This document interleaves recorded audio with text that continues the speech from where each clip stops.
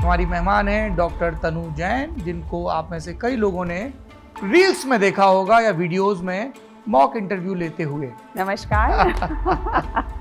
आपने कितने इंटरव्यू दिए सिविल सर्विसेज के? 4।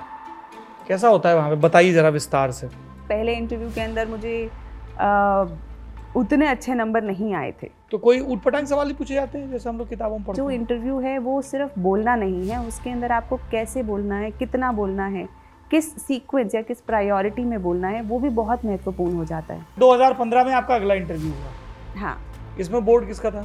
अब आप मुझे सारे पूछने वाले हैं क्या? हाँ। डेविड सर का। जो स्टूडेंट्स हैं जो आपको देखते हैं, they will be very curious. अच्छा, फाइनली मुझे पता चल गया कि जब तनु जैन देने गई थी अपना इंटरव्यू तो क्या किया था। एक बड़ा ही यूजुअल सा सवाल था कि नॉर्थ ईस्ट के अंदर कौन कौन सी जो स्टेट्स हैं उनकी कैपिटल बता दीजिए।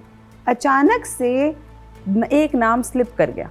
वो यहाँ तक बार बार नाम आ रहा था लेकिन याद नहीं आ रहा था कि अरुणाचल प्रदेश की कैपिटल ईटानगर है, और डेविड सर अरुणाचल प्रदेश से ही। वाह। पर अभी आपकी कहानी पर आते हैं। कहाँ की रहने वाली हैं? पढ़ाई लिखाई कहाँ की आपने? पढ़ाई की तरफ बहुत ज़्यादा मैं सिंसियर नहीं थी, मैं बुरी नहीं थी, लेकिन ऐसा कुछ नहीं था कि वो जो एकदम ऐसा होता है ना कि 99% लाना ही लाना है। Thank you for saying that. हाँ। थोड़ा सा चिल करो तुम लोग। फिर मैंने BDS किया। वो वाले जोक कितने सुने कि डेंटिस्ट तो डॉक्टर नहीं होते हैं? बहुत बार, अक्सर। कोचिंग करनी चाहिए कि नहीं करनी चाहिए, ये बताइए। NCERT किताबों में बड़ा जोर दिया जाता है, आप UPSC वालों की दुनिया में ये क्यों इतना जोर होता है? PT है मैडम कुछ महीने बाद, उसका बता दो फॉर्मूला।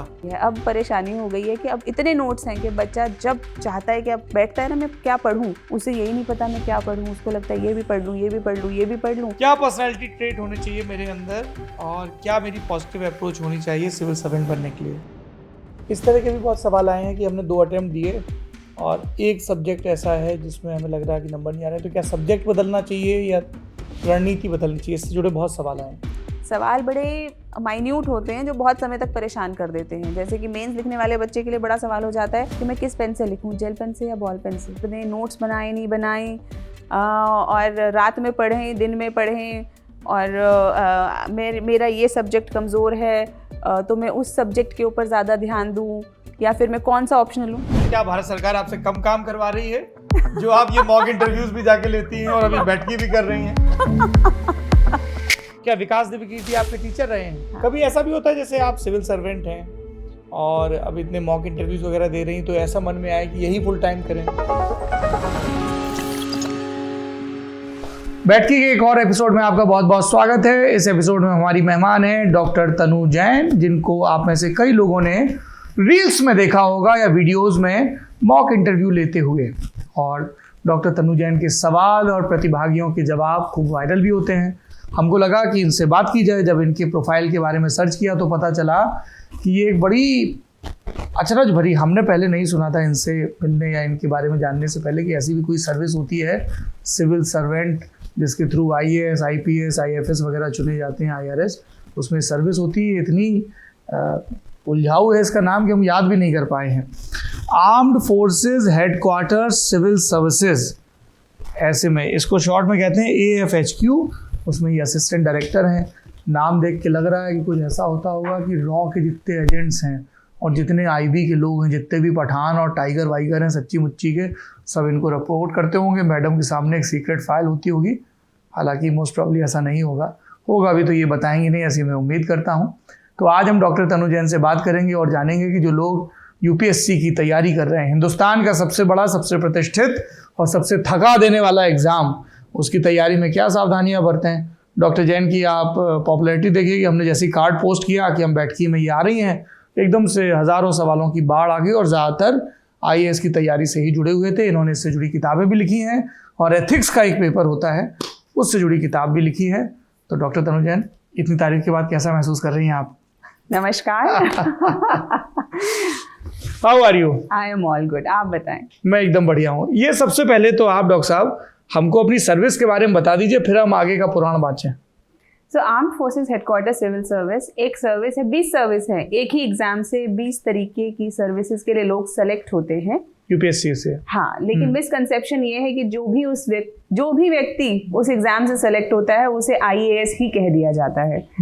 तो इस कारण से बेचारी बाकी जो सर्विसेज हैं वो अपनी आइडेंटिटी अलग नहीं बना पाई। क्या होता है इसमें? Armed forces headquarter civil services defence से रिलेटेड उनके पर्सनल, उनके मैटर्स, उनके जितने भी कंटेंट हैं, जितनी भी चीज़ें हैं, उन सबको हैंडल करती है। तो पोस्टिंग से लेके क्या होना चाहिए डिफेंस के अंदर, जितनी भी डिफेंस एस्टैब्लिशमेंट्स हैं, तो सब जगह उनका रोल आता है। मतलब जनरल साहब की तनख्वाह कहाँ से आएगी और किस तारीख को आएगी, ये सब आप लोग करते हो? हाँ, कह सकते हैं। चलिए।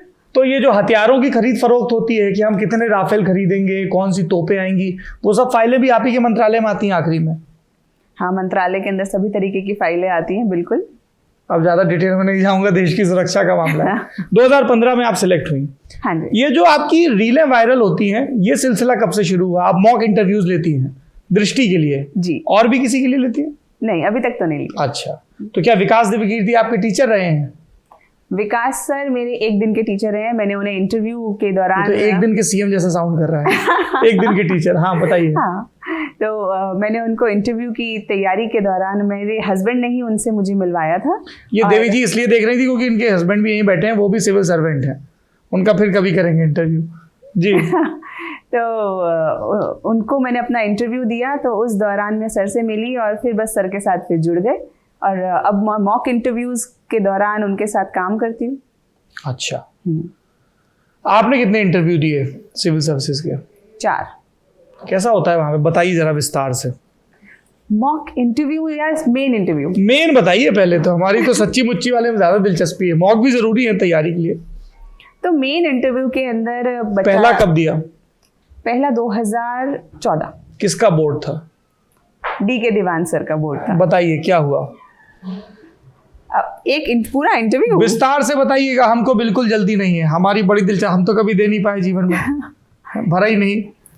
पर होता क्या है? जैसे हम जाते हैं वहाँ पे अपने डॉक्यूमेंट सबमिट करने के बाद, एक गोलाकार सा रूम होता है धौलपुर हाउस के अंदर, वहाँ पे जाके अभ्यर्थियों को बिठा दिया जाता है और एक पैनल के अंदर लगभग 6 कैंडिडेट्स होते हैं जो इंटरव्यू देते हैं। तो वो एक टेबल पे उनको बिठा दिया जाता है, चाय कॉफ़ी पानी की सुविधा रहती है और एक एक करके बुलाया जाता है। बिस्किट भी देते हैं चाय के साथ? देते हैं। अब ये मत पूछिएगा कौन सा। नहीं हमें तो इतने में ही। अच्छा, वैसे 2 तरीके के रख लेते हैं, अगर आप और डिटेल में जाना ही चाहें तो। हाँ, विस्तार से बताइए ताकि लोगों को एकदम सजीव दृश्य हो जाए, जो तैयारी कर रहे हैं ना उनको सब बड़ा मोटिवेट करता है। बिस्किट नहीं, इंटरव्यू। हाँ नहीं, उस वक्त तो बिस्किट भी बहुत बड़ा मोटिवेशन है। ओके। तो एक एक करके कैंडिडेट को बुलाया जाता है और जब इंटरव्यू के मेन रूम में जाते हैं, वहाँ पे एक व्यक्ति जो असिस्ट करता है वो गेट खोलता है और उसके बाद कैंडिडेट अंदर एंटर करता है। परमिशन मांगता है कि क्या मैं अंदर आ सकती हूँ या आ सकता हूँ। और पैनल, जो कि एक बड़ी सी टेबल के आसपास 5 लोग बैठे रहते हैं, वो आज्ञा देते हैं कि आप आइए, बैठिए। और उसके बाद जैसे कैंडिडेट बैठता है, सवाल और जवाब चालू हो जाते हैं। तो 5 लोग कौन कौन सी विधाओं के होते हैं, कौन होते हैं वो लोग? इनके विषय में कुछ नहीं कहा जा सकता। अलग अलग सब्जेक्ट से, अलग अलग डिसिप्लिन से होते हैं, ये बात श्योर है, लेकिन कौन क्या है इसके बारे में नहीं पता होता। कोई फिक्स फॉर्मूला नहीं उसका? नहीं, कोई हमें नहीं पता। यूपीएससी के पास ज़रूर होगा, लेकिन हमें इसके विषय में कोई बहुत ज़्यादा जानकारी नहीं है। हमें जितना पता है वो इतना पता है कि जो उस पैनल के जो चेयरमैन होते हैं उसकी इन्फॉर्मेशन लगभग लोगों को पता होती है कि जो, क्योंकि वो यूपीएससी के मेंबर्स रहते हैं। या तो वो यूपीएससी के चेयरमैन होंगे या मेंबर होंगे, जो चेयरमैन ऑफ द पैनल होते हैं। Chairman of the panel. लेकिन जो मेंबर्स होते हैं उनके विषय में पता नहीं होता। कोई प्रोफेसर हो सकता है या किसी विषय का जानकार, साइकोलॉजिस्ट हो सकते हैं, प्रोफेसर हो सकते हैं, ब्यूरोक्रेट्स हो सकते हैं, कोई भी हो सकता है। फिर पहुंच के बैठ गए? पहुंच के बैठ गए। क्या सब्जेक्ट था आपका? मेरा फिलॉसफी सब्जेक्ट था, ऑप्शनल के अंदर। और वैसे जीएस तो जीएस सबके लिए कॉमन है ही है। और जब हम अंदर जाते हैं तो एक एक करके पैनलिस्ट जो होते हैं वो सवाल करते हैं और अभ्यर्थी अपना जवाब देता है। लगभग 6 से 7 सवाल एक मेंबर पूछता है। शुरुआत चेयरमैन करते हैं और उसके बाद सब खत्म होने के बाद, चारों पैनलिस्ट के सवाल खत्म होने के बाद, चेयरमैन फिर से अंत में कुछ सवाल पूछते हैं जो उन्हें लगता है कि नहीं पूछे गए या उन्हें पूछे जाना चाहिए, वो पूछते हैं और उसके बाद वो कैंडिडेट को जाने के लिए कह देते हैं। बड़ी धुक धुक होती होगी, पानी वानी रखा रहता है आसपास? रखा रहता है, लेकिन होश कैसे होता है पानी पीने का? तो कोई ऊटपटांग सवाल ही पूछे जाते हैं जैसे हम लोग किताबों में पढ़ते हैं?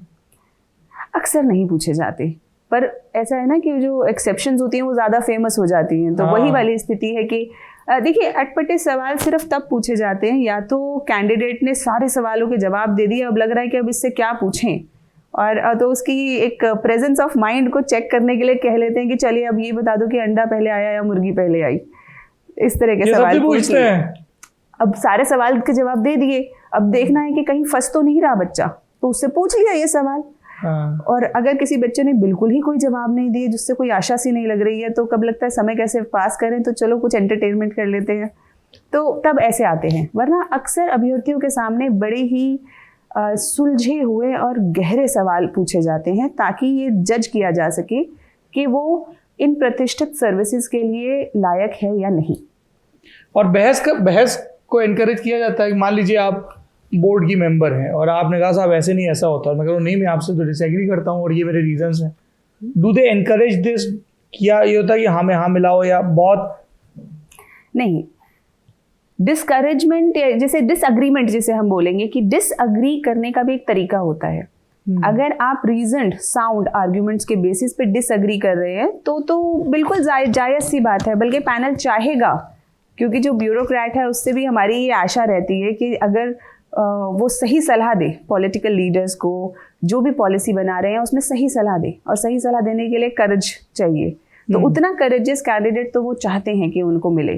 तो अगर कोई पॉइंट है जिस पे अगर रीजंस के साथ, सही आर्ग्यूमेंट्स के साथ अगर कैंडिडेट डिफर कर रहा है, तो वो इस बात को पॉजिटिव वे में लेते हैं। लेकिन बहस के लिए बहस करना वो थोड़ा सा डिसएडवांटेज की तरफ ले जाता है कैंडिडेट को। तो आपका कैसा रहा था पहला इंटरव्यू, कैसा था तजुर्बा? पहला इंटरव्यू अच्छा रहा, तजुर्बा धीरे धीरे करके बना। पहले इंटरव्यू के अंदर मुझे उतने अच्छे नंबर नहीं आए थे, लेकिन फिर जब मैंने और प्रैक्टिस करी, एनालिसिस करी। If doctor Tanu Jain has to analyse her own interview, अभी आप बाकियों के मॉक इंटरव्यू करती हैं, अभी अपना एनालाइज करिए, कहाँ पे आपके हिसाब से गड़बड़ रही, बेटर किया जा सकता था, कौन सा सवाल था या क्या था? जैसे मैं शुरुआत से बड़ा डिबेटिंग और इन सब एक्टिविटीज़ में पार्टिसिपेट करती थी, तो मुझे लगता था कि मुखरता या फिर जिसे कहना चाहिए आउटस्पोकननेस इज़ अ एडवांटेज जो कि इंटरव्यू में रहेगी। तो मुझे था कि अगर मैंने प्रीलिम्स और मेंस क्लियर कर लिया तो इंटरव्यू में मैं अच्छे नंबर ला सकती हूँ, ऐसा मेरा मानना था उस वक्त पे। लेकिन इंटरव्यू एक कन्वर्सेशन से ज़्यादा एक फॉर्मल कन्वर्सेशन है, जिसके नियम मुझे बाद में समझ में आए। जैसे कि अगर मैं आपको एग्जाम्पल से समझाऊँ, प्लीज़।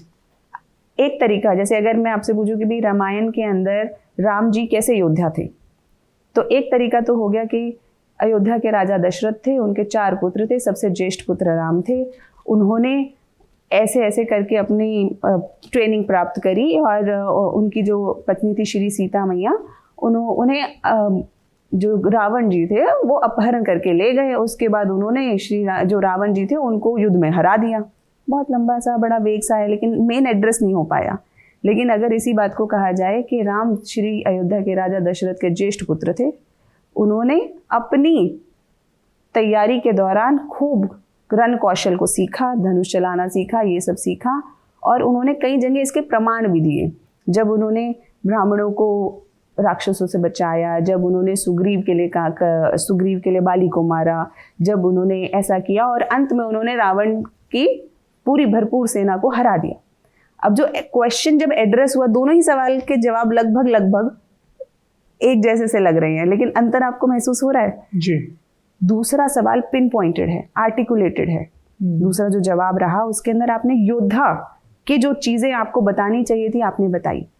तो इस तरीके से जो इंटरव्यू है वो सिर्फ बोलना नहीं है, उसके अंदर आपको कैसे बोलना है, कितना बोलना है, किस सीक्वेंस या किस प्रायोरिटी में बोलना है, वो भी बहुत महत्वपूर्ण हो जाता है। तो जो व्यक्ति अपने विचारों को आर्टिकुलेट करके पॉइंट वाइज तरीके से एग्जाम्पल्स के साथ, सही आर्ग्यूमेंट्स के साथ पेश कर सकता है, तो उसको ऐसा माना जाता है कि वो एक अच्छा ऑफिसर बनेगा, क्योंकि वो बेहतर कम्युनिकेट कर पाएगा ओके बाकी सब लोगों से। क्योंकि बहुत जगह कम्युनिकेशन की ज़रूरत पड़ती है। अगर आपकी कम्युनिकेशन क्लियर नहीं है तो कहीं ना कहीं मिसअंडरस्टैंडिंग्स का वो रहता है, तो इसीलिए इसको चेक भी किया जाता है इंटरव्यूज में। आपका पहला interview, you said you are a debater. हाँ, तो मैं बड़ी इनफॉर्मल टॉक्स में रहती थी, मैंने जब इंटरव्यू दिया यही सब, आर्टिकुलेशन उतना स्ट्रांग नहीं था और मुझे ऐसा लगता था कि बोलना इज़ मोस्ट इम्पॉर्टेंट, तो जैसे था पट पट पट पट बोल दिया। लेकिन जब बाद में मुझे समझ में आया कि बोलना और साथ के साथ क्वालिटी बोलना दोनों में अंतर है, तो जब मैंने उस चीज़ को सीखा जिसके अंदर मेरे हस्बैंड ने मेरी बहुत मदद करी, हमने बहुत प्रैक्टिस भी करी और जो न्यूआंसेस थे। तब तक हो चुके थे सिविल सर्वेंट? नहीं, हम दोनों बैचमेट्स हैं, हम लगभग साथ ही सिलेक्ट हुए हैं। अच्छा। वो भी तैयारी कर रहे थे। अच्छा। तो पति तो आप लोग की शादी हो चुकी थी? नहीं, दोस्त थे हम बहुत अच्छा, समय से दोस्त तो हैं। आपके दोस्त जो बाद में आपके पति बने, हाँ। ऐसे श्रीमान वात्सल्य ने आपकी मदद की, बिल्कुल, इसको इस तरह से कहा जाए? हाँ बिल्कुल। हाँ ठीक है। तो फिर 2015 में आपका अगला इंटरव्यू हुआ। हाँ, इसमें बोर्ड किसका था? इस बार बोर्ड था, अब आप मुझे सारे पूछने वाले हैं क्या? हाँ। डेविड सर का। डेविड सर का? हाँ। उसमें क्या रहा, कैसा रहा? उसके आप अंदर- सबके इंटरव्यू लेते हो, तो मैं आपका इंटरव्यू लेते हुए आपका जो सबसे बड़ा इंटरव्यू उसके बारे में जानना चाहता हूँ। आपकी जो स्टूडेंट्स हैं जो आपको देखते हैं, they will be very curious. अच्छा, फाइनली मुझे पता चल गया कि जब तनु जैन देने गई थी अपना इंटरव्यू तो क्या किया था। Please go ahead. तो डेविड सर का इंटरव्यू जब मैंने बोर्ड में उनके पैनल में जब इंटरव्यू दिया, तब तक मुझे ये समझ में आ गया था कि अभी इम्प्रूवमेंट की ज़रूरत है। और उस साल जब आप थोड़ा सा पढ़ लेते हैं तो आपको अपनी कमियां और अच्छे से नज़र आने लगती हैं। लेकिन उन कमियों को कैसे ठीक किया जाए उतना मुझे उस समय ये समझ नहीं आ रही थी। तब तक मैं वात्सल्य से मिली नहीं थी। और उसके बाद कौन से सवालों पे गरारी फंसी थी? जैसे मैं आपको बताती हूँ कि एक बड़ा ही यूजुअल सा सवाल था कि नॉर्थ ईस्ट के अंदर कौन कौन सी जो स्टेट्स हैं उनकी कैपिटल बता दीजिए, जो कि बहुत ही नॉर्मल सा है, बहुत ही मतलब एकदम नॉर्मल है, और जो कि मैंने एकदम आता भी है, आप बोलते चले गए। अचानक से एक नाम स्लिप कर गया। अब वो जो स्लिप कर गया, बिकॉज एंजाइटी रहती है उस वक्त पे और आपको ऐसा लग रहा है कि आपके दिमाग में आपने पहले जो सवालों के जवाब दे दिए, उसमें अगर कुछ आपको लग रहा है कि आप बेहतर कर सकते थे वो भी पीछे चल रहा है, तो बहुत सारी चीज़ों के साथ वो नाम स्लिप कर गया। और वो यहाँ तक था, वो यहाँ तक बार बार नाम आ रहा था, लेकिन याद नहीं आ रहा था कि अरुणाचल प्रदेश की कैपिटल ईटानगर है। और डेविड सर अरुणाचल प्रदेश से ही। वाह। ओके, ये हाईलाइट था उस इंटरव्यू का, कह सकते हैं। तो कह ही दिया। फिर तीसरा इंटरव्यू डेविड सर अगेन।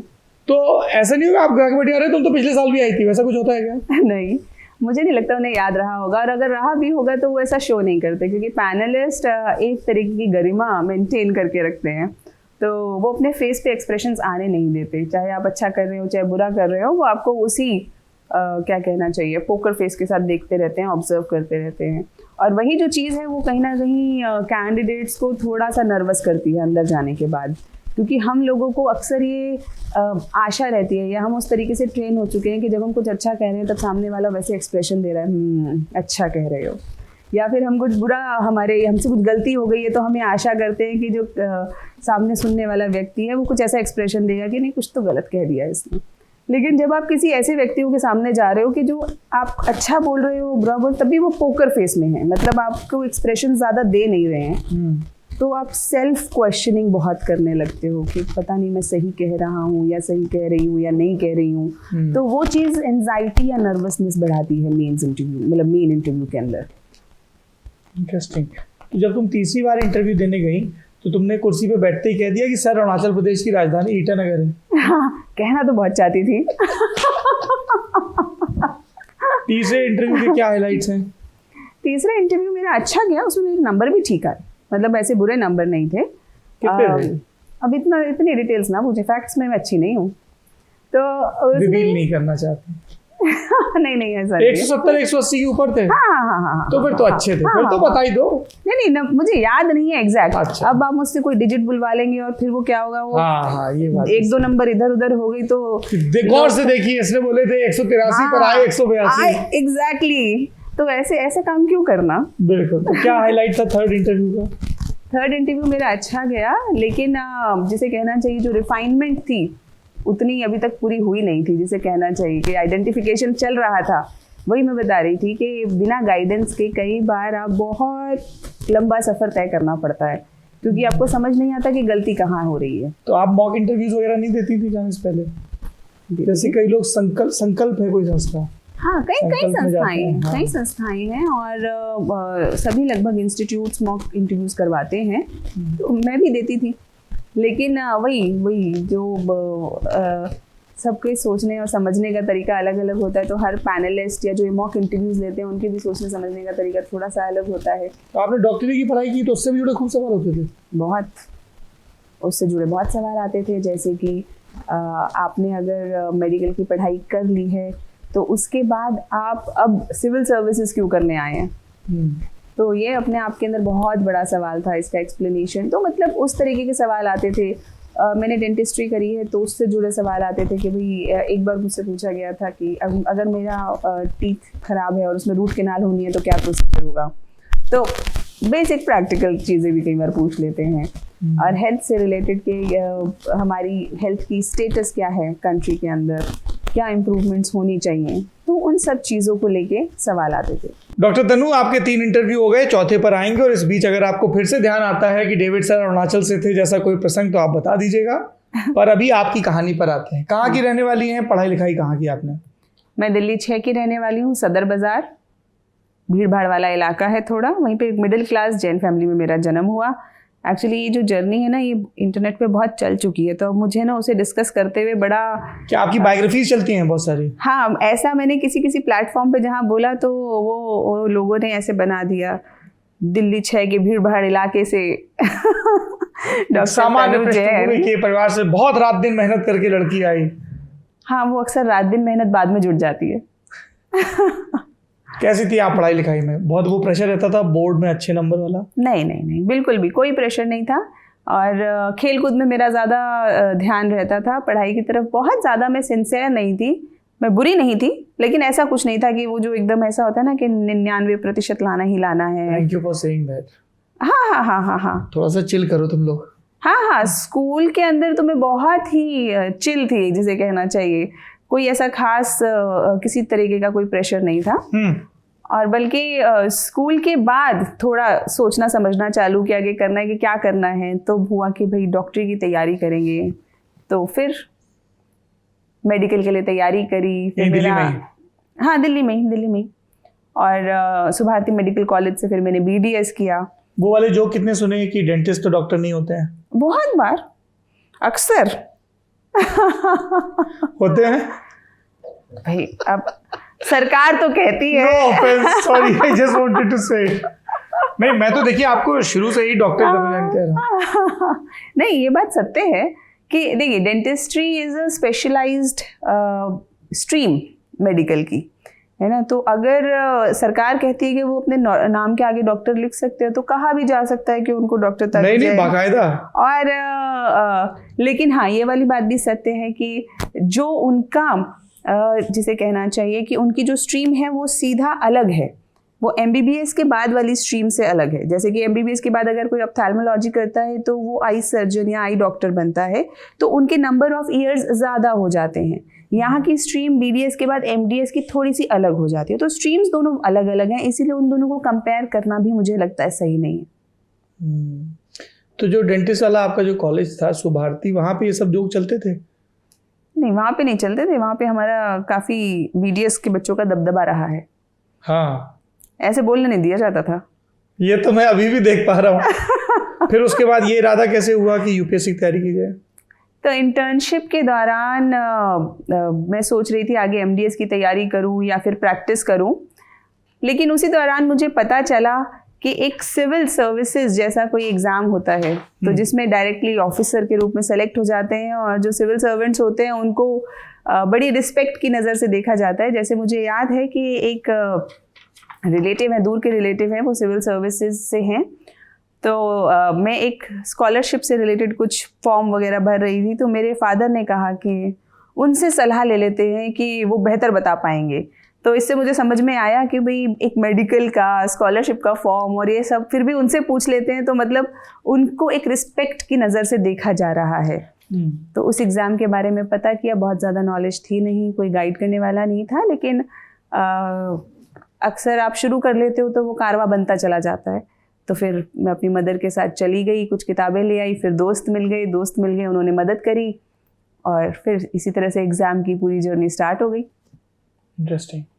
देखिए विषयांतर है, लेकिन इनकी माताजी अचार बहुत अच्छा बनाती हैं। सॉरी, आई हैड टू से this, she is so good. अभी बना रही है? हाँ। क्या, किस ब्रांड नेम से है? थोड़ा प्रचार करिए माताजी का। वो इनको डब्बे भर भर के देती हैं, ये अपने दोस्तों को देती हैं, नाम तक नहीं ले रही हैं। माताजी का नाम बताइए पहले। पूनम जैन। हाँ, और अचार का ब्रांड रखा है कुछ नेम? देसी चटका। देसी चटका। देखो कैसे एकदम अपने बारे में सब बता रही है, मैंने ये किया वो किया।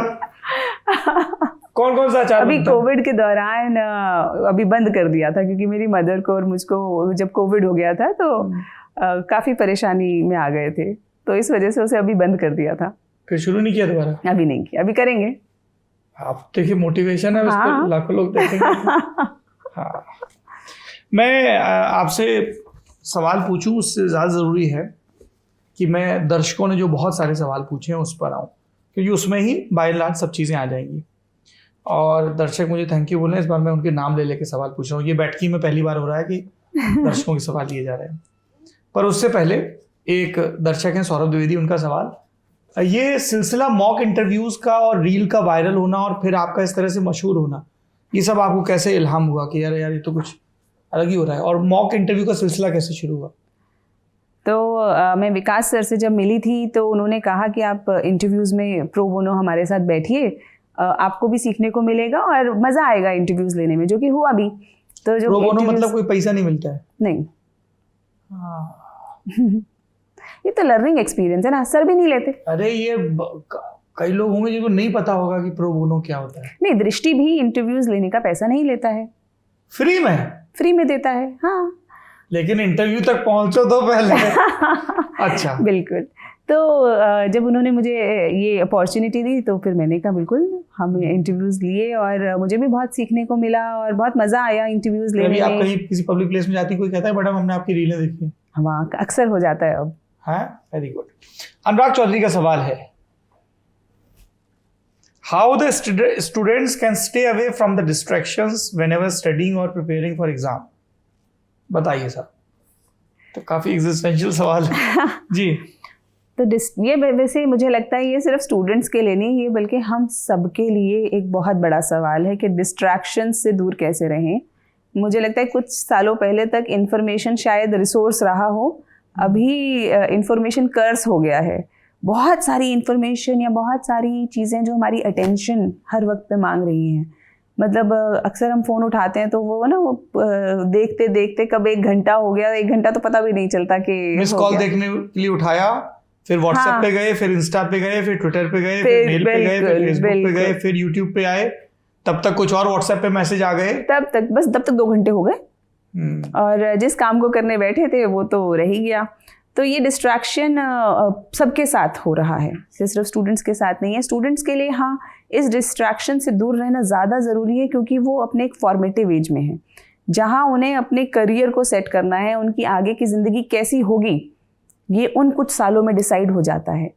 और अक्सर अगर बच्चों की भाषा में बोला जाए, जो उनको अट्रैक्ट करता है कि भैया आप लैम्बोर्गिनी चलाओगे, इनोवा चलाओगे या ऑल्टो चलाओगे, वो इसी दौरान में तय हो जाता है कि आप किस तरीके का काम करोगे। आप देश चलाओगे, आप एक कंपनी चलाओगे, या आप एक जॉब करोगे, या जो भी चीज़ें हैं, या आप जॉब ढूंढ रहे होंगे, ये भी इसी समय पे डिसाइड हो जाता है। क्योंकि आपका वो जो फॉर्मेटिव एज जिसे कहना चाहिए बड़ी इंपॉर्टेंट है। तो उस समय डिस्ट्रैक्शन से दूर रहने के लिए टेक्नोलॉजी को मारने के लिए टेक्नोलॉजी चाहिए। तो ऐसी बहुत सारी ऐप्स हैं जो आपको डिस्ट्रैक्शन से बचाती हैं, वो आपके स्क्रीन टाइम को लिमिट कर देती हैं, उन्हें हम यूज़ कर सकते हैं। और उसके अलावा ज़्यादातर अगर आप पढ़ रहे हैं तो कोशिश कीजिए फ़ोन अलग रहे। और स्टूडेंट्स के लिए वो जो नोकिया वाला फ़ोन है, 3310, हाँ, वो छोटा वाला जिसमें कुछ नहीं होता, सिर्फ बटन से, हाँ, स्नेक वाली ऐप होती है जिसमें तो वो वाला फ़ोन उपयोग करें। व्हाट्सएप, टेलीग्राम, ये सब चीज़ें इंपॉर्टेंट है, जिससे भी बहुत इन्फॉर्मेशन शेयरिंग में काम आती है, लेकिन उसका समय बांध लें कि भाई हम इन 5 घंटे में या इस समय पे यूज़ करेंगे। तो उससे थोड़ा मुझे लगता है कि वो डिस्ट्रैक्शन कंट्रोल कर पाएंगे। आनंद का सवाल है, हाउ कैन वी बी, ये सब तुम लोग अंग्रेजी में सवाल क्यों पूछ रहे हो यार, ललन टॉप हिंदी में है। How can we be well disciplined and consistent in our studies to reach at our goal. ये रोहित का सवाल है, माफ करिएगा जी। कंसिस्टेंसी और डिसिप्लिन तो मोटिवेशन से ही आएगा, और मोटिवेशन जो है वो सेल्फ मोटिवेशन, करना है तो करना है, तो उसके लिए चाहे जो डिसिप्लिन रखना पड़े। आनंद का सवाल है, how does Tanu manages her teaching career including attending seminars and mock interviews despite being on the post of assistant director in defence. ये पूछना चाह रहे हैं कि क्या भारत सरकार आपसे कम काम करवा रही है जो आप ये मॉक इंटरव्यूज भी जाके लेती हैं और अभी बैठकी भी कर रही हैं? हाँ, नहीं ऐसा कह सकते हैं कि आप टाइम मैनेजमेंट की बात है जी, है ना। अब ऐसे तो मैं मदर भी हूँ, मेरा 2 साल का बेटा भी है, राज्यवर्धन। तो काम तो बहुत है, और अक्सर कई बार ऐसा लगता भी है कि बहुत बिजी हो गया, थोड़ा कम करना चाहिए, लेकिन मुझे इन सब कामों में बहुत मज़ा आता है। और आपने और आपके पतिदेव ने, वात्सल ने किताबें भी लिखी हैं। हमने किताब, तो हमें पढ़ने में, लिखने में, बोलने में, लोगों से मिलने में मुझे बहुत मज़ा आता है। तो अक्सर ऐसा होता है कि अगर मैं कहीं जाती हूँ और मैंने अपना कमिटमेंट करा है कि 1 घंटा मैं वहाँ रहूँगी, तो बात करते करते मुझे पता नहीं चलता 2 घंटे कब हो गए या 3 घंटे हो गए। से बैठ के पंचायत करने में हाँ, फुल, बिल्कुल। तो बहुत मज़ा आता है, इस वजह से वो कहते हैं ना, ये कभी कभी लगता है कि नहीं करना चाहिए, लेकिन फिर करती ही हूँ। कुणाल का सवाल है कि हम फुल टाइम जॉब के साथ साथ यूपीएससी की तैयारी कैसे शुरू करें? फुल टाइम जॉब के साथ अगर आप यूपीएससी की तैयारी करना चाहते हैं तो थोड़ा टाइम मैनेजमेंट आपको करना पड़ेगा, क्योंकि फुल टाइम जॉब के साथ तैयारी करने का मतलब है कि आप तैयारी में 5 घंटे से ज़्यादा नहीं दे सकेंगे, और 5 घंटे अगर आपको उसी में तैयारी करनी है तो फुल फोकस और डेडिकेशन रखना पड़ेगा, और स्मार्ट स्टडीज़ करनी पड़ेगी। स्मार्ट स्टडीज़ से मेरा मतलब है कि आप अगर सब नहीं पढ़ सकते तो कम से कम जो सबसे इम्पॉर्टेंट चीज़ें हैं, जो बेसिक चीज़ें हैं, वो आप ज़रूर पढ़ लें। और ऐसे बहुत लोग हैं, एक बात और, ऐसे बहुत लोग हैं जिन्होंने जॉब करते करते एग्ज़ाम को क्लियर किया है। 1-2 नहीं है, कई हैं। तो इसीलिए अगर कोई कैंडिडेट्स हैं जो ऐसा सोच रहे हो कि हम तो जॉब करते हैं इसीलिए नहीं कर पा रहे हैं सिविल सर्विसेज, मैं उनको बताना चाहूँगी कि आप भी कर सकते हैं। रघुनाथ चौधरी पूछ रहे हैं, how to deal with the fear and stress of not getting selected. Fear and stress, मुझे ऐसा लगता है ये तो पूरी प्रोसेस का ही हिस्सा है। अगर आप कुछ भी करेंगे उसके साथ फियर और स्ट्रेस साथ में ही आता है, वो पूरी प्रोसेस का ही एक हिस्सा है, उसको अलग नहीं किया जा सकता।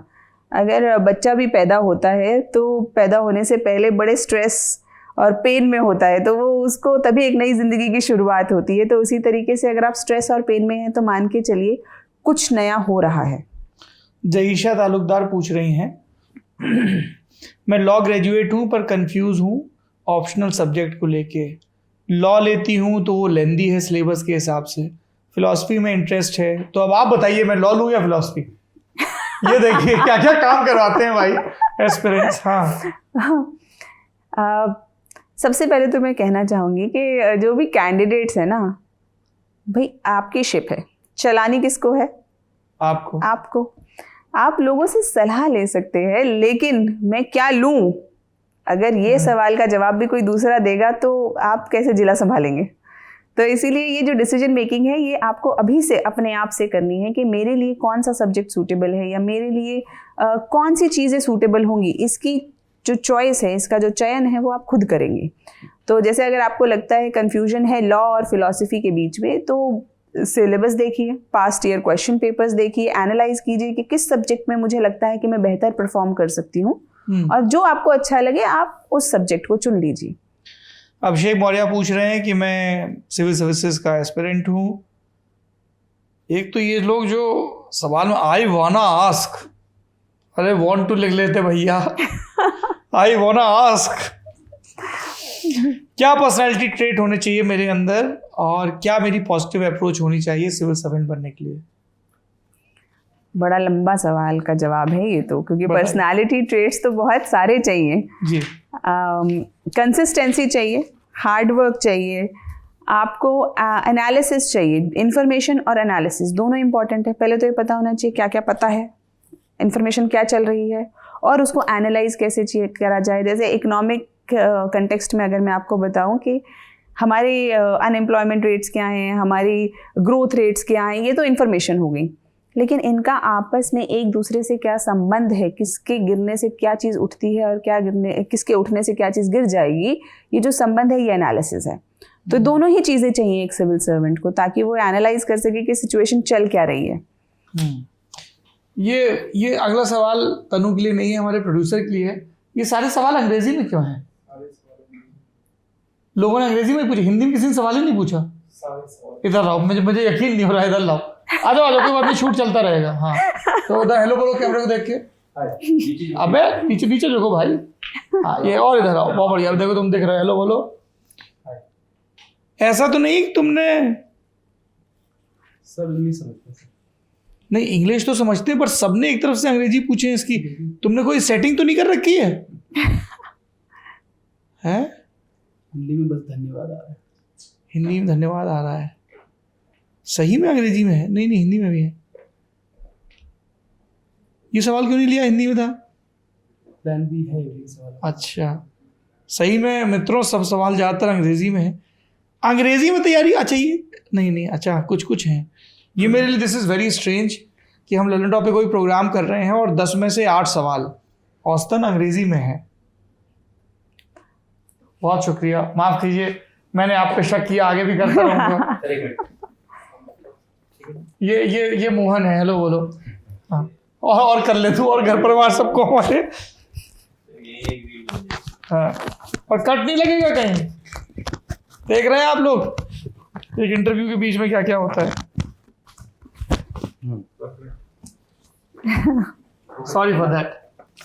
जयसूर्या राज का सवाल है, ग्रेजुएशन के ठीक बाद यूपीएससी की तैयारी कैसे शुरू करनी चाहिए? तो बड़ा जेनरिक सवाल पूछ रहे हो भाई। Would you like to respond? तैयारी तो ग्रेजुएशन के साथ ही शुरू हो जानी चाहिए। Very good. प्राची साहू पूछ रही हैं, वाह, please share some strategy for those who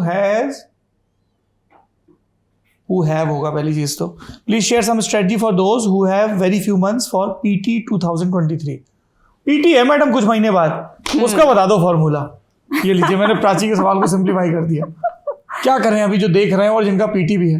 पहली चीज तो वीडियो देखना बंद करो, पीटी है तुम्हारा। बताइए। प्रीलिम्स जो है, मुझे ऐसा लगता है, मेरा मानना है, क्योंकि मैंने 6 बार क्लियर भी किया है, तो मुझे ऐसा लगता है कि मैं पीटी क्वीन है, पीटी तो कभी गड़बड़ हुआ ही नहीं है। हाँ इस एग्जाम का भी, और बल्कि सभी लगभग जितने एग्जाम्स मैंने और भी कभी दिए जिसमें एमसीक्यूज थे, तो उसमें कभी भगवान की दया से मुझे हार का सामना करना नहीं पड़ा। शाबाश। तो जो ये एमसीक्यूज हैं, इसके अंदर सवाल का जो जवाब है वो उन 4 ऑप्शंस में से एक में ऑलरेडी होता है। तो कई बार जो मैंने ऑब्जर्व किया है कि इंफॉर्मेशन ढूंढने से अच्छा अगर हम उस इंफॉर्मेशन को एनालाइज करके उसके पैटर्न्स, ट्रेंड्स और लॉजिकल कंपैरिजंस को हम यूज़ करते हैं तो आंसर अक्सर निकल आते हैं। जैसे कि मुझे एग्जैक्टली तो नहीं याद है, लेकिन अगर मैं आपको एग्जांपल देके समझाऊं, 2013 का शायद प्रीलिम्स का सवाल है कि कॉन्स्टिट्यूशन के अंदर किस सेक्शन, मुझे एग्जैक्ट वर्डिंग्स याद नहीं है, कि किस पार्ट से गवर्नेंस गाइड होती है। तो उसके अंदर पहला ऑप्शन उन्होंने दिया था शायद फंडामेंटल राइट्स, दूसरा फंडामेंटल ड्यूटीज़, तीसरा directive principles of state policy and चौथा था fundamental rights and fundamental duties. करने को तो सारी चीज़ें देश की गवर्नेंस से ही रिलेटेड है, लेकिन अब ऑप्शंस हैं तो कोई ना कोई एक ही जवाब होगा इसका जो कि ज़्यादा गवर्नेंस से रिलेटेड होगा। तो अब इसके अंदर ये चीज़ किसी किताब के अंदर डायरेक्टली है नहीं, ये आपको अपना दिमाग, अपनी अंडरस्टैंडिंग जो आपकी कॉन्स्टिट्यूशन से बनी है या आपकी जो पढ़ के पूरे बनी है उसी से आपको निकालना पड़ेगा। तो पहली तो चीज़ आपको ये दिखी जाएगी कि भाई फंडामेंटल राइट्स और फंडामेंटल ड्यूटीज़ जो हैं ये ज़्यादातर लॉ का पार्ट है, लेकिन गवर्नेंस को गाइड करने के लिए क्या चाहिए? विजन चाहिए कि जो देश है, जो गवर्नमेंट है, वो किस दिशा में आगे बढ़े। भाई वो वल्नरेबल सेक्शंस की मदद करे, चाइल्ड को प्रमोट करे, वुमेन को प्रमोट करे, है ना, ये सारी जो चीज़ें हैं वो बताएंगे। तो वो कहाँ गिवन है? वो डायरेक्टिव प्रिंसिपल्स में गिवन है। नीति निर्देशक तत्व। बिल्कुल। तो ये आपने ये इसके लिए आपको पता होना ज़रूरी नहीं है। आपने गवर्नेंस पढ़ा, आपने उसको एनालाइज किया, अंडरस्टैंडिंग है और आप क्विकली एनालाइज कर सकते हैं। आप एनालाइज कर सकते हैं। तो ये कहीं किताब में नहीं मिलेगा, आपको पढ़ने की ज़रूरत नहीं है। ये जो सोचने की क्षमता है, ये जो कंपैरिजन की क्षमता है, या पैटर्न निकालने की जो क्षमता है, वो ज़्यादा इम्पॉर्टेंट है प्रीलिम्स के लिए। तो सिर्फ इन्फॉर्मेशन का रट्टा लगाते रहना, ये भी पढ़ लें वो भी पढ़ लें, उससे ज़्यादा ज़रूरी है थोड़ा मतलब बैठ जाएं, जितना पढ़ लिया उसको एनालाइज कर लो, उसको कंसोलिडेट कर लें। तो ये मुझे लगता है प्रीलिम्स के लिए ज़्यादा ज़रूरी है। और प्रीलिम्स देने से पहले एक काम और करें, अपने आप को चेक कर लें मॉक टेस्ट्स के या इन सब चीज़ों के द्वारा कि आपने कितना स्कोर आपका आ रहा है। अगर टेस्ट सीरीज़ के अंदर ही आपका स्कोर 40-50 आ रहा है तो थोड़ा रुक जाएं, अपना अटेम्प्ट वेस्ट ना करें, थोड़ी तैयारी करके एग्ज़ाम दें।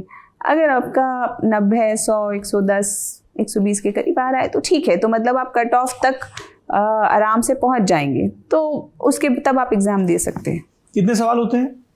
100 सवाल होते हैं। 100 सवाल? 100 सवाल, दो पेपर होते हैं। एक पेपर 1 होता है जिसमें जीएस होता है, जिसमें हिस्ट्री, इकोनॉमी, पॉलिटी, एनवायरनमेंट सारी चीज़ें आती हैं, ज्योग्राफी, ये सारी चीज़ें आती हैं। और पेपर 2 होता है जिसमें, जो कि क्वालिफाइंग नेचर का है, जिसमें quantitative analysis, maths, logical reasoning, ये सारी चीज़ें आती हैं।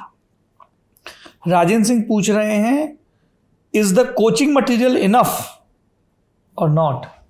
कोचिंग करनी चाहिए कि नहीं करनी चाहिए, ये बताइए। इसका वैसे तो मेरे ख्याल से कोई फिक्स फॉर्मूला नहीं होगा जिसको जैसा। नहीं, देखिए, कोचिंग नेसेसरी नहीं है, हेल्पफुल है। नेसेसरी क्यों नहीं है? क्योंकि मैंने भी नहीं करी थी अपने फर्स्ट अटेम्प्ट में, क्योंकि मैं तो खुद इंटर्नशिप करते करते आ गई थी। और क्योंकि उस वक्त पे स्थिति ऐसी थी कि मैं ऑलरेडी 23-24 ईयर्स की थी और बीडीएस मेरी हो गई थी, तो घर वालों को, रिश्तेदारों का बहुत दबाव था कि अब इसकी शादी कर देनी चाहिए। उस वक्त 4 अटेम्प्ट हुआ करते थे, तो मेरे पास 3 अटेम्प्ट ऑलरेडी, मतलब मुझे लगा 3 साल में तो मेरी शादी हो ही जाएगी। तो इस वजह से मैंने बिना सोचे समझे, बिना तैयारी के ही अपने पहले 2 अटेम्प्ट्स दे दिए थे। तो जिसमें मैंने ना कोचिंग करी, ना कोई सपोर्ट लिया। तो इसका हाँ, मतलब थोड़ा परेशानी मुझे भी महसूस हुई, क्योंकि मेरे पास ना अपने नोट्स थे, गाइडेंस प्रॉपर नहीं थी। लेकिन बिना कोचिंग के भी मैंने क्लियर किया। तो ऐसा नहीं है कि बहुत नेसेसरी पार्ट है वो, कि आप उसके बिना तैयारी कर नहीं सकते। लेकिन हाँ, अगर आपके पास गाइडेंस रहती है, सपोर्ट रहता है, तो थोड़ा आसान हो जाती है जर्नी। और ये जो कोचिंग इंस्टीट्यूट्स के नोट्स वगैरह होते हैं, वो सब से भी मदद मिलती है? जैसे मान लीजिए मैं पैसे नहीं चुका सकता, मेरे पास पैसे नहीं है इतने कि मैं कोचिंग करूं, तो मैं किसी सीनियर से जिसने कोचिंग की गाइडेंस ले लूं, वो बता दे। बिल्कुल, गाइडेंस ले लीजिए। नोट्स तो देखिए आजकल दुकानों पे तो जो मिलते हैं, फोटोस्टैट या वैसे, वो तो मिलते ही हैं। लेकिन आप आज टेलीग्राम पे जाएं, नोट्स ही नोट्स हैं। इतने नोट्स हैं कि थोड़े समय में डूब जाएंगे नोट्स में, इतने नोट्स हैं। तो मैं अक्सर, जो बच्चे मुझसे बात करते हैं, मैं उन्हें ही कहती हूँ कि अब परेशानी नोट्स की नहीं है। वो पुरानी बात हो गई, जब हमारे पापा और या उस जनरेशन के लोग कहा करते थे ना कि अरे हम तो बस लेके जाते थे, फिर वहाँ एक दुकान थी, वहाँ से यूपीएससी का सामान लाते थे और पढ़ते थे। अब पूरी तरीके से परेशानी उलट गई है। अब परेशानी हो गई है कि अब इतने नोट्स हैं कि बच्चा जब चाहता है कि अब बैठता है ना, मैं क्या पढ़ूँ, उसे यही नहीं पता मैं क्या पढूं। उसको लगता है ये भी पढ़ लूँ, ये भी पढ़ लूँ, ये भी पढ़ लूँ। अब क्योंकि इतनी सारी चीज़ें हो गई हैं, तो वो उस पूरी इंफॉर्मेशन की नदी के अंदर, या जिसे कहना चाहिए ओशियन के अंदर, डूब जाता है।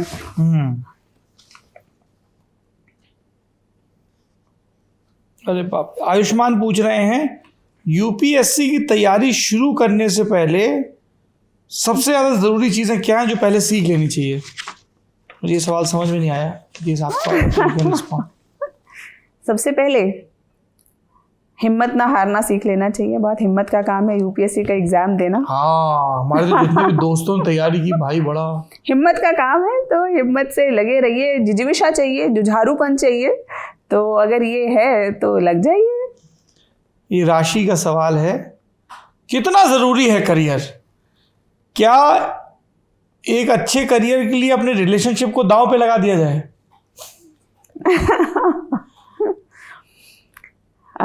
इसमें मेरा मानना है कि लाइफ के अंदर बैलेंस बहुत ज़रूरी है।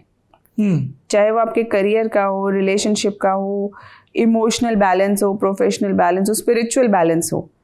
और चाहे सोशल बैलेंस हो, तो हर तरीके से जो बैलेंस है वो बड़ी इम्पॉर्टेंट चीज़ है। अक्सर बिगड़ सा जाता है बीच बीच में, कभी कभी किन्हीं फेज़ में, लेकिन अच्छा करियर आपको एम्पावरमेंट देगा, आपको वो क्षमता देगा जिसके अंदर आप अपनी बात रख सकें, अपनी बात कह सकें। और अच्छा रिलेशनशिप आपको इमोशनल सपोर्ट देगा। तो किसी को किसी दूसरे के लिए सैक्रिफाइस करना पड़ रहा है तो यानी कि कहीं ना कहीं गड़बड़ है। अगर मेरा कोई रिलेशनशिप अच्छा है, वो मेरी प्रोफेशनल ग्रोथ के अंदर सपोर्ट नहीं कर रहा, तो क्या अच्छा है? बताइए। तो बताइए, आपके पतिदेव वात्सल्य जो खुद भी सिविल सर्वेंट हैं, उन्होंने कैसे सपोर्ट किया आपकी ग्रोथ में? हर तरीके से। उदाहरण देखे, जैसे आप वो अरुणाचल प्रदेश वाला उदाहरण दे रही थी। क्या आप लोग साथ में कोचिंग करते थे? नहीं, हमने साथ में कोचिंग नहीं करी है। हम एक तरीके से सर्विस के दौरान जब हमारी ट्रेनिंग चल रही थी तब हम लोग एक प्रोजेक्ट साथ में कर रहे थे, तब हम लोग ज़्यादा आपस में इंटरैक्ट किए। और बाकी तो सब कहानी है, फ़लसफ़ा है ही। और कैसे सपोर्ट करते हैं हर आपने तरीके बताया से। ना कि उन्होंने इंटरव्यू की तैयारी में और इन सब में आपने जिक्र किया 2-3 बार। बहुत मतलब इंटरव्यू की तैयारी में तो बैठ के मुझसे क्वेश्चंस पूछना, मुझे बताना कि भाई यहाँ पे ना इसको ऐसे ना कह के ऐसे कहा जा सकता था, इसको बेहतर तरीके से हम फॉर्मुलेट कर सकते थे। आप भी उनको ये फीडबैक देती थी? बिल्कुल वाह, बिल्कुल। घर ही में तैयारी चल रही है। घर ही में तैयारी चल रही है। Very good. और आप लोगों ने जो किताबें लिखी है वो किस बारे में है? वो भी यूपीएससी से संबंधित है। एक फ्रीक्वेंटली आस्क्ड क्वेश्चंस है, जैसे अक्सर जिन बच्चों के पास, हमने खुद ये देखा है कि हमारे पास गाइडेंस नहीं थी तो हमारे पास भी बहुत सवाल थे, पर कोई पूछने के लिए था नहीं कि किससे जाके पूछें। सवाल बड़े माइन्यूट होते हैं जो बहुत समय तक परेशान कर देते हैं। जैसे कि मेंस लिखने वाले बच्चे के लिए बड़ा सवाल हो जाता है कि मैं किस पेन से लिखूं, जेल पेन से या बॉल पेन से। बड़ा सवाल हो गया, किस पेन से लिखूं? किस पेन से लिखूं? अब उसको डाउट हो रहा है कि मैं कैसे पेन से, मैंने जेल पेन से अच्छी लिखाई आती है लेकिन पानी पड़ गया तो मेरी कॉपी खराब हो जाएगी। उसी तरीके से बड़े छोटे छोटे सवाल। अरे जवाब तो बता दीजिए देवी जी इसका। जवाब के लिए अगला एपिसोड। स्याही वाले पेन से लिखिए, बहुत सुंदर हैंडराइटिंग आती है। हाँ, लेकिन पानी से मिट भी जाती है। अब वो फिर यूपीएससी की चिंता है। लेकिन ठीक है, नहीं मतलब सवाल का जवाब बस यही कि मतलब स्टेबल इंक रहे उसकी, और जिससे आपकी हैंडराइटिंग अच्छी आए, जिससे आप फास्ट लिख सकें, उस पेन को चुनें। पर कोई तो स्याही वाले पेन से भी लिखते होंगे लोग? लिखते हैं, बिल्कुल लिखते हैं। कम लिखते हैं। बस मैंने आपको बताया ना, रिस्क फैक्टर है और कुछ नहीं है। कभी मतलब एक डर है जो कि और क्या होता है, शायद कभी ना हो। और एफएक्यूज में क्या क्या होते हैं? कई सारी चीज़ें होती हैं, कौन सी किताबें पढ़ें, कौन सी ना पढ़ें, कौन सी छोड़ दें, नोट्स बनाएं नहीं बनाएं, और रात में पढ़ें दिन में पढ़ें, और मेरा ये सब्जेक्ट कमज़ोर है तो मैं उस सब्जेक्ट के ऊपर ज़्यादा ध्यान दूँ, या फिर मैं कौन सा ऑप्शनल लूँ। अभी आप ही के सामने सवाल आया था कि मैं कौन सा ऑप्शनल लूँ। तो इस तरीके के कई सारे सवाल रहते हैं। प्लान बी रखूँ कि नहीं रखूँ, प्लान बी रखूँ या नहीं रखूँ। तो ये जो बहुत सारे सवाल रहते हैं, तो हमने कोशिश करी कि कुछ सवालों के जवाब, क्योंकि कई लोग आते थे पूछने, तो बार बार सबको एक ही कहानी दोहराना बड़ा मोनोटोनस हो जाता था। तो फिर हमने कहा चलो एक कोशिश करते हैं। इसलिए तनु और वात्सल्य किताब लिख देते हैं, सबका भला हो। बढ़िया। देखिए, धनराज सिंह का सवाल है कि मैम अपने आप को काम और पॉजिटिव रखने के लिए क्या करती हैं? योग करती हैं या कुछ और? बताइए मैम। खुश रहती हूँ। देखो, असलियत ये है कि इस पूरे ब्रह्मांड में हमारी जो एग्जिस्टेंस है वो एक डस्ट पार्टिकल के बराबर भी नहीं है। यस। धूल की वो एक कण है ना, उसके बराबर भी नहीं है। अगर हम अपने आप को गैलेक्सी और इन सब चीज़ों से कंपेयर करेंगे तो, और यहाँ पे हमें कितने समय जीना है? 80 साल। मैं तो चलो 100 मान लेती हूँ अपना। तो ठीक है, ठीक लगा लेते हैं 100। चलो हाँ, 100 पे मान जाते हैं। तो 100 साल जी। अब उन 100 सालों में से लगभग उम्र की क्या कहें, 35 तो निकल ही गए हैं लगभग। तो जो थोड़ा सा समय बचा है उसके अंदर अब किस बात की टेंशन लें? ज़्यादा से ज़्यादा क्या होगा? तजुर्बा होगा, कुछ ना कुछ नया सीखेंगे। तो इसलिए इतनी ज़्यादा टेंशन नहीं लेंगे। मैंने कई बच्चों को देखा है, एक अटेम्प्ट में नहीं हुआ तो बड़ी टेंशन में आ जाते हैं कि जैसे ज़िंदगी ख़त्म हो गई। अरे अगर हो गया तो बहुत बढ़िया, नहीं हुआ तो कोई बात नहीं, कुछ और नया मिलेगा करने को। हाँ, मैंने तो एक भी अटेम्प्ट नहीं दिया। हाँ देखिए, अब आप अपना ही एग्जाम्पल देखिए, एक अटेम्प्ट नहीं दिया और जो ऐसे अटेम्प्ट लेके बैठे मुझे पता था मैं नहीं हूँ इस लायक। बहुत कुछ है करने के लिए जीवन में, हाँ। बहुत कुछ है करने के लिए।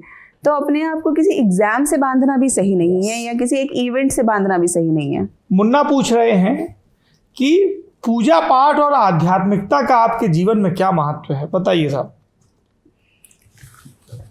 मैं बिल्कुल, पूजा पाठ और आध्यात्मिकता, फिलॉसफी मेरा सब्जेक्ट है, तो बड़ा क्लोजली रिलेटेड संबंध है। मैं बहुत ज़्यादा पूजा पाठ फॉर्मल तरीके से ना करके स्पिरिचुअलिटी, या जिसे हमें कहना चाहिए एक आंतरिक विश्वास परम शक्ति पे, वो मैं करती हूँ। और इसको इस तरीके से समझा जा सकता है कि हाँ प्लीज कंटिन्यू। इसको इस तरीके से समझा जा सकता है कि ईश्वर एक बहुत इम्पॉर्टेंट फेथ है। एक बड़ा अच्छा एग्जांपल बताती हूँ। एक फिलोसोफर है, उन्होंने एक सिनेरियो दिया। उन्होंने कहा 4 सिनेरियो हो सकते हैं कि भगवान है और हमने उस पर विश्वास नहीं किया, भगवान है और हमने उस पर विश्वास किया।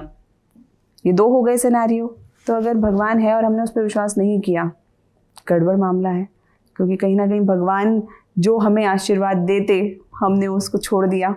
और अगर भगवान है और हमने उस पर विश्वास नहीं, भगवान है और हमने उस पर विश्वास किया, बहुत अच्छी बात है, कोई था, हमने उस पर विश्वास कर लिया। और अगर भगवान नहीं है और हमने उस पर विश्वास करा, तो कम से कम हम इस दुनिया में जब तक हैं तब तक तो हमारा मन बड़ा शांत रहता है। कोई तो है ना, तकलीफ आई, दुख आया तो ऐसा लगता है चलो कोई तो है जो पीछे से है, हो या नहीं हो, एक सांत्वना है। तो ये चारों जब हम सिनेरियोज देखते हैं तो एक अपने से ऊपर शक्ति में विश्वास रखने में कोई बुराई भी नहीं है। मानसिक सुकून के लिए, मानसिक सुकून मिलता है। चलिए, निराली निरंजन पूछ रही कि मैं 10वीं क्लास में हूँ, मेरे इंटरेस्ट हैं हिस्ट्री और केमिस्ट्री। वाह। मैं ह्यूमैनिटीज़ की पढ़ाई करना चाहती हूँ, पर मम्मी पापा चाहते हैं कि मैं साइंस पढूं, मैं क्या करूँ? अगर आप ह्यूमैनिटीज़ पढ़ना चाहते हैं तो ह्यूमैनिटीज़ ही पढ़िए, और अपने पेरेंट्स को ये कन्विंस करें, ये बताएं कि आपके लिए ह्यूमैनिटीज़ क्यों बेहतर है। देखिए, अगर आप कोई भी डिसीजन लेते हैं अपनी लाइफ के अंदर तो उसकी रिस्पॉन्सिबिलिटी भी आपकी ही रहती है। अगर आज आप ह्यूमैनिटीज़ ले रहे हैं तो ह्यूमैनिटीज़ लेने के बाद आप क्या बनना चाहते हैं, उसको किस तरीके से अपने पूरी तैयारी को रखना चाहते हैं, वो भी आपके दिमाग में होना चाहिए। और अगर इन आर्ग्यूमेंट्स को लेके आप अपने पेरेंट्स के पास जाएंगे और उन्हें बताएंगे कि भाई ये देखो मेरा प्लान ये है और मुझे इसीलिए ह्यूमैनिटीज़ लेना है, बिल्कुल समझेंगे। सभी पेरेंट्स अपने बच्चों के भले के लिए ही सोचते हैं। नहीं तनु जी, सब तो नहीं समझते हैं, बहुत मशक्कत होती है। कन्विंसिंग पावर डेवलप करनी पड़ेगी। पर वो स्कूल में होती नहीं है, पटाख से दौड़ते हुए आते हैं। नहीं, पर डटे रहिए, जो पढ़ने का मन है वही पढ़िए। हाँ, पढ़ना वही चाहिए, क्योंकि आपने साइंस ले ली, नंबर नहीं आए तो आप जीवन भर यही परेशानी से जूझते रहेंगे कि भाई मैं शायद वो लेती तो बेहतर होता। तो वो जो रिग्रेट्स हैं वो बहुत मैं जीता खराब जाता है। आपके सामने उदाहरण हूँ। मेरा बिल्कुल मन नहीं था साइंस पढ़ने का, लेकिन घर वालों और आसपास के दबाव में मुझे ग्रेजुएशन तक साइंस पढ़नी पड़ी। I always wanted to study history, literature, और फाइनली फिर मैंने मास्टर्स लिटरेचर में ही किया। लेकिन आपकी तो पूरी आज पर्सनालिटी भी मुझे ही लगता वैसी है है। कि अगर मैंने उन 3 सालों में भी साइंस की जगह ह्यूमैनिटीज़ पढ़ा होता, हाँ। या 10+2 में भी साइंस की जगह ह्यूमैनिटीज़ पढ़ा होता, तो शायद कुछ। पर हाँ। अच्छा, ये एनसीईआरटी किताबों में बड़ा जोर दिया जाता है, आप यूपीएससी वालों की दुनिया में, ये क्यों इतना जोर होता है? बहुत बेसिक और अथॉरिटेटिव किताबें हैं। और ये देखिए, विडंबना देखिए कि एनसीईआरटी किताबें स्कूल में सब बच्चे पढ़ते हैं, लेकिन जब यूपीएससी की तैयारी करने आते हैं तो दोबारा पढ़नी पड़ती हैं। तो ऐसा क्यों है? तो कहीं ना कहीं जब स्कूल में पढ़ रहे हैं तो जितना भी कंटेंट है वो समझ नहीं पा रहे हैं, वो उसको ज़्यादातर आंसर्स लिखने के हिसाब से पढ़ रहे हैं, मार्क्स लाने के हिसाब से पढ़ रहे हैं, रैदर दैन उसका एसेंस एब्जॉर्ब करने की कि वो बातें कह क्या रही हैं। तो इसीलिए जब यूपीएससी के अंदर आता है बच्चा, तो हम हमेशा कहते हैं पहले एनसीईआरटी से शुरू करो, 6 से लेके 10th तक की सारी एनसीईआरटीज़ पढ़ कर आओ। तो वो इसी कारण से है कि ये वैसे तो स्कूल में ही तैयारी हो जानी चाहिए, लेकिन नहीं हो पाई तो कोई बात नहीं, दोबारा पढ़ने में भी कोई बुराई नहीं है। इसमें कई इस तरह के भी सवाल हैं कि मेरा पीटी आने वाला है पर मैं बहुत श्योर नहीं हूँ, मैंने मॉक टेस्ट नहीं किया है, दूं कि ना दूं, क्योंकि number of mock attempts. Test दे लीजिए, कभी भी हवा में मॉक नहीं रहना टेस्ट बहुत चाहिए। इंपॉर्टेंट चीज़ है। हाँ, कभी भी हवा में नहीं रहना चाहिए।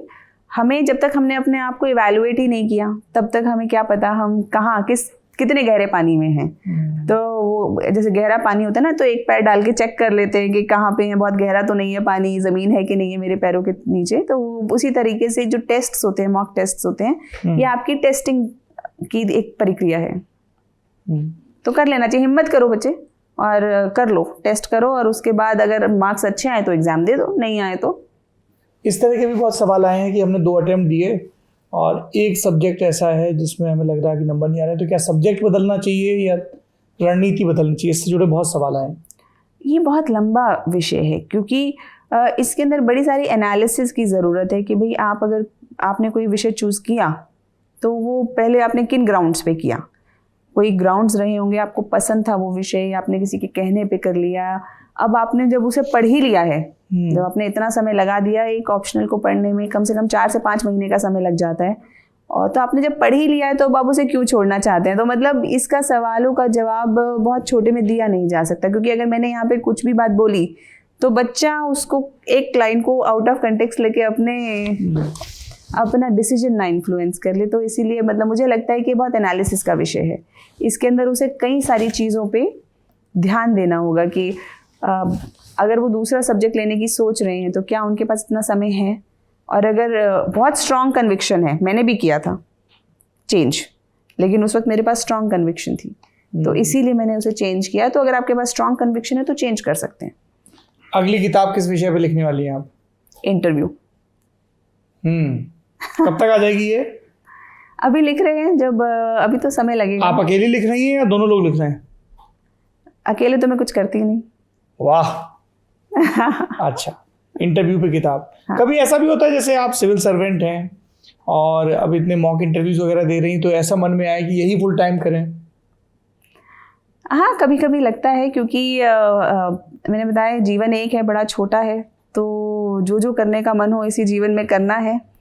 तो अभी मुझे पढ़ाने में बहुत मज़ा आता है, बहुत ज़िंदा महसूस करती हूँ कि मुझे अच्छा लगता है कि जब मैं किसी विषय को एक्सप्लेन करती हूँ और बच्चे की आंखों में वो चमक आती है, टिमटिमाहट आती है, कि समझ में आ गया, तो मुझे अच्छा लगता है।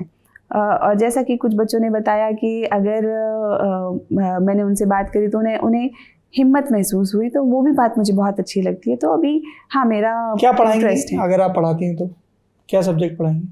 बहुत सारे सब्जेक्ट बहुत सारे सब्जेक्ट पढ़ा सकती हूँ, जैसे एथिक्स पढ़ाती हूँ मैं, और फिलॉसफी तो मेरा सब्जेक्ट रहा ही है, तो कई सारे, हिस्ट्री में मेरा बहुत इंटरेस्ट है। इंटरेस्टिंग। ऐसा हुआ है, मतलब आई एम श्योर हुआ ही होगा, बट कि आपने किसी का मॉक इंटरव्यू लिया हो, फिर उसका सिलेक्शन हुआ हो and then they come to you कि मेरा हो गया है, तो बहुत गजब की खुशी रहती होगी? बहुत बहुत बहुत। कब हुआ ऐसा पहली बार? कब से आपने शुरू किए थे ये सिलसिले? मैंने बताया एग्जैक्ट डेट्स मुझे याद नहीं रहती। चलिए डेट छोड़ दीजिए, घटना बताइए आप तो। तो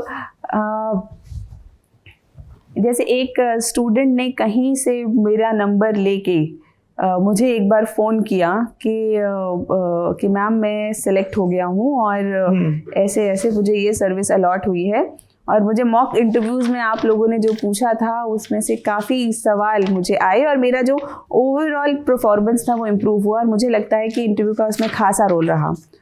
तो जब उन्होंने ऐसा बोला और धन्यवाद किया तो बड़ा अच्छा, बहुत खुशी महसूस हुई। तो उसके बाद कई सारे स्टूडेंट्स के साथ ऐसा कॉन्टैक्ट रहा, तो अच्छा लगा।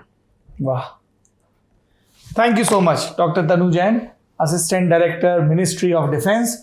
बैठकी में हम इसी तरह के अलग अलग व्यक्तित्वों को इनवाइट करते रहेंगे, और अब हमने ये तय किया है, हमारे जो प्रोड्यूसर हैं भानु जी, उन्होंने ये तय किया है कि हम जिस भी पर्सनैलिटी को इनवाइट करेंगे उनके बारे में आपको सूचित करेंगे, जैसे डॉक्टर तनु जैन के बारे में किया, ताकि आप सवाल पूछ सकें और हम एक सेक्शन वो भी रख सकें। आपको भविष्य के लिए बहुत बहुत शुभकामनाएं, और आपका जब इंटरव्यू का किताब आ जाएगी तो उसके बाद उसको भी पढ़ा जाएगा। बिल्कुल। अरुणाचल प्रदेश की राजधानी ईटानगर है। शुक्रिया। Thank you.